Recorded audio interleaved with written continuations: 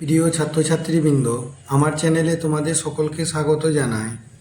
এই প্রশ্নটি বাঁকুড়া বিশ্ববিদ্যালয়ে রাষ্ট্রবিজ্ঞানের সেকেন্ড সেমিস্টারের মেজর ও মাইনরের জন্য খুব গুরুত্বপূর্ণ প্রশ্ন। এই প্রশ্নটি প্রথম থেকে শেষ পর্যন্ত দেখার সাথে সাথে আমার চ্যানেলে নতুন হয়ে থাকলে চ্যানেলটিকে সাবস্ক্রাইব করে দিও, সেই সঙ্গে অল নোটিফিকেশানটি অন করে দেখো। আর চ্যানেলটি একটু বেশি বেশি করে শেয়ার করে দিও, যাতে অন্যান্য ছেলেমেয়েরা এই প্রশ্ন উত্তরগুলো পেয়ে উপকৃত হতে পারে। প্রশ্নটি হলো, ভারত কি ধর্মনিরপেক্ষ রাষ্ট্র? ব্যাখ্যা করো। উত্তর: ভারত একটি ধর্মনিরপেক্ষ রাষ্ট্র। এটি বহুল তর্কাতীত বিষয়। আমরা আজকের দিনে দাঁড়িয়ে ভারতের ধর্মনিরপেক্ষতার প্রকৃতি আলোচনা করছি ঠিকই, কিন্তু এই বিষয়ে দীর্ঘ আলোচনা সীমানার অনুষ্ঠিত হয়েছে এবং সবই নিজের নিজের মতো করে ভারতের ধর্মনিরপেক্ষতার প্রকৃতি অনুধাবনের চেষ্টা করেছে। আমরা প্রথমেই তাত্ত্বিক দিক দিয়ে ভারত রাষ্ট্রের ধর্মনিরপেক্ষতার বিষয়টি নিয়ে আলোচনা করতে পারি।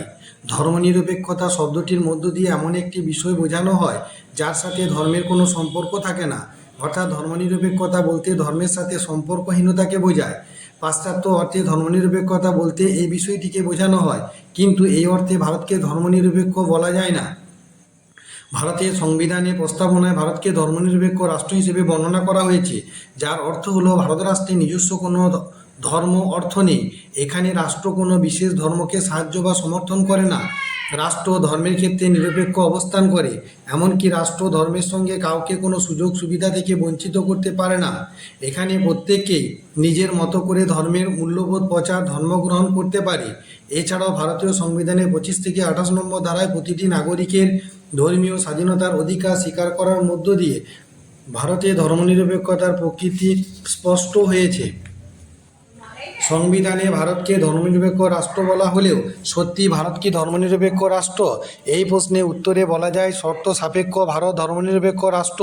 অর্থাৎ ভারতের ধর্মনিরপেক্ষতার পেছনে বেশ কিছু পূর্ব নির্ধারিত শর্ত রয়েছে, যেমন মুসলিম বিবাহ ও তালাক আইন, এমনকি জনবিবাহ, জনস্বার্থ নীতিবোধ প্রভৃতিকে উপেক্ষা করে রাষ্ট্রকে বিশেষ কিছু ধর্মের প্রতি পক্ষপাতিত্ব করতে দেখা যায়। তাছাড়া বাস্তব রাজনীতি ও সামাজিক অভিজ্ঞতায় ভারতের ধর্মনিরপেক্ষতার প্রশ্নটিকে কঠিন চ্যালেঞ্জের মুখে দাঁড় করিয়েছে বলে জানা যায়। ভারতের ধর্মনিরপেক্ষতার প্রকৃতি আসলে একটি সমস্যা, কিছুটা রাজনৈতিক বটে। স্বাধীনতার 23 বছর পরেও ভারতের ধর্মনিরপেক্ষতার বিষয়টি প্রশ্ন সম্মুখীন।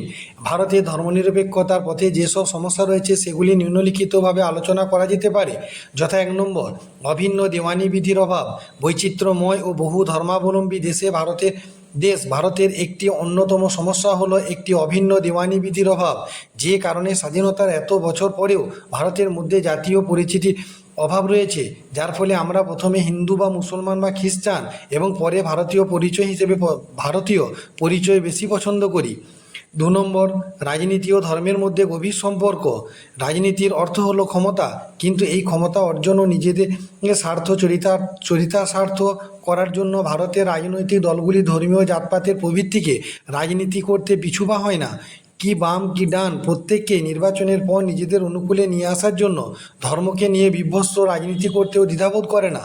বর্তমানে নির্বাচনী রাজনীতিতে সাম্প্রদায়িক ভাগবাটোয়ারা ভারতীয় রাজনীতিতে গুরুত্বপূর্ণ উপাদানে পরিণত হয়েছে।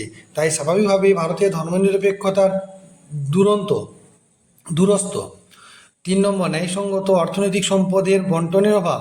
স্বাধীনতার পরবর্তী সময় থেকে এখনও পর্যন্ত ভারত সরকার একটি ন্যায়সঙ্গত অর্থনৈতিক ব্যবস্থা গড়ে তুলতে ব্যর্থ, যার ফলে এখনও দরিদ্র ও অপুষ্টি বর্তমান। আর এই ক্ষুধার্ত ও দরিদ্র মানুষগুলি ধর্মনিরপেক্ষতার বাণী শুনতে এবং অনুধাবন করতে সক্ষম নয়। 4 নম্বর, সাংস্কৃতিক ঐক্যের অভাব। ভারত একটি বহু সংস্কৃতিবাদের দেশ, কিন্তু তারপরেও ভারতে বেশিরভাগ সময় সরকারি আচার অনুষ্ঠান ও কাজকর্মে হিন্দু রীতিনীতি অনুসরণ করতে দেখা যায়। এর ফলে সংখ্যালঘু অন্যান্য ধর্মীয় মানসিকতা কোথাও না কোথাও আঘাতপ্রাপ্ত হয়, যা ভারতের ধর্মনিরপেক্ষতার পথে সমস্যা। 5 নম্বর, সংখ্যালঘু ধর্মীয় গোষ্ঠীগুলির আসন সংখ্যা।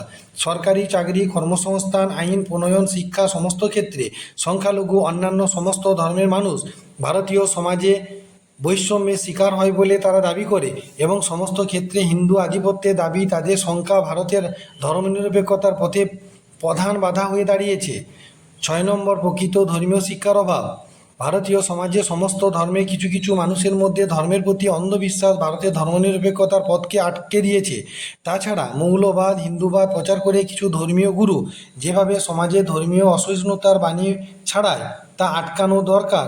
এর পাশাপাশি যুব ও তরুণ মানসিকতার প্রকৃত ভারতের ধর্মনিরপেক্ষতার আদর্শ শিক্ষা দেওয়া দরকার, যা ভারতের ধর্মনিরপেক্ষতাকে এগিয়ে নিয়ে যাবে।